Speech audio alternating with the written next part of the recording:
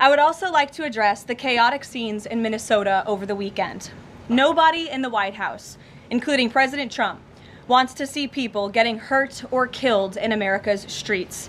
This includes Renee Good, Alex Preddy, the brave men and women of federal law enforcement, and the many Americans who have been victimized at the hands of illegal alien criminals.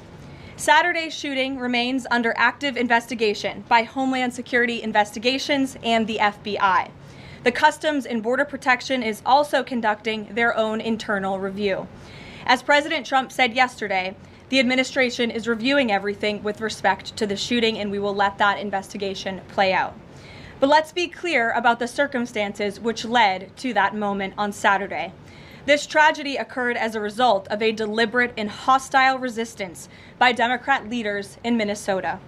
For weeks, Governor Walz and the Mayor Jacob Fry and other elected Democrats were spreading lies about federal law enforcement officers who are risking their lives daily to remove the worst criminal illegal aliens from our streets: murderers, rapists, pedophiles, human traffickers, and gang members. Governor Walz and Mayor Fry have shamefully blocked local and state police from cooperating with ICE, actively inhibiting efforts to arrest violent criminals. They have also used their platforms to encourage left-wing agitators to stalk, record, confront, and obstruct federal officers who are just trying to lawfully perform their duties, which has created dangerous situations threatening both these officers and the general public and Minnesotans alike. This is precisely what unfolded in Minneapolis on Saturday morning. Obstructing federal law enforcement and inciting violence against officers is wrong and illegal. This used to be a universally accepted position in the United States. Amid the hysteria, we must remember how we got here to this moment today and what this Democrat opposition is about. Former President Joe Biden and the Democrats opened America's borders for 4 years, inviting tens of millions of illegal aliens from all over the world to flood into our country. Among them, violent criminals who terrorized American communities and have inflicted devastating, permanent pain and harm on law-abiding Americans and their families. Yet we never saw outrage from Democrats or their allies in the liberal media over these horrifying crimes against U.S. citizens. The pain of American angel families was ignored and dismissed because it undermined the Democrat narrative. Innocent Americans like Jocelyn Nungray, Laken Riley, and Rachel Morin are just a few of the many victims savagely murdered by illegal alien criminals. Earlier this month, an illegal alien from Mexico with a long criminal history who came into our country under Joe Biden's administration threw a baseball-sized stone at a school bus carrying children in New Jersey and fractured the skull of an 8-year-old innocent child. President Trump promised accountability to these American families by securing the border, deporting every illegal alien who has committed crimes, especially and most importantly, violent crimes.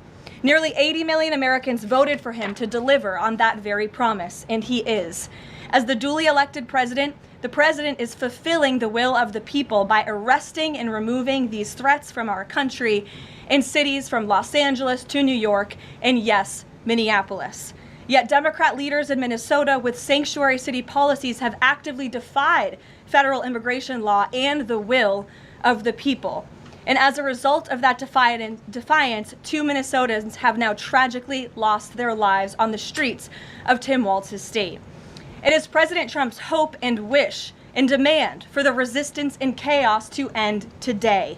That's why President Trump spoke with Governor Walz directly this morning, and he has outlined a clear and simple path to restoring law and order in Minnesota. Number 1, Governor Walz, Mayor Fry, and all Democrat leaders should turn over all criminal illegal aliens currently incarcerated in their prisons and jails to federal authorities, along with any illegal aliens with active warrants or known criminal histories for immediate deportation. Number 2, state and local law enforcement must agree to turn over all illegal aliens who are arrested by local police. And then thirdly, local police must assist federal law enforcement in apprehending and detaining illegal aliens who are wanted for crimes, especially violent crimes. If Governor Walz and Mayor Frey implement these common sense cooperative measures that I will add have already been implemented in nearly every single other state across the country, Customs and Border Patrol will not be needed to support ICE on the ground in Minnesota. ICE and local law enforcement can peacefully work together, as they are effectively doing in so many other states and jurisdictions. Additionally, President Trump is calling on the United States Congress to immediately pass legislation ending sanctuary cities once and for all. American cities should be safe sanctuaries for law-abiding citizens only, not for dangerous illegal alien criminals who broke our nation's laws and do not belong here. We hope Governor Walz will do the right thing and continue to work with President Trump to keep the American people safe following their call this morning.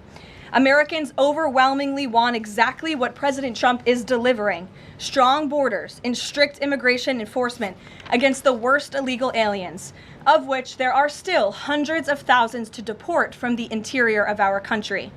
The most peaceful way to carry out this vital public safety mission is for Republicans and Democrats to do it together, and for state and local law enforcement to work together with federal law enforcement. We want to let cops be cops. You wouldn't know this continues to be a very popular policy position from the biased media coverage over the course of the last few days, but polling shows huge support for this exact thing President Trump is calling for. More than 80% of Americans favor deporting illegal aliens convicted of violent crimes. A country unable to deport criminals who enter it illegally is no country at all. The open borders agenda of Kamala Harris, Tim Walz, and the Democrats was already on the ballot on November 5th, 2024, and it was resoundingly rejected. President Trump will never back down from his promise to deport violent criminal illegal aliens and make America safe again, and he welcomes all cooperation in that effort.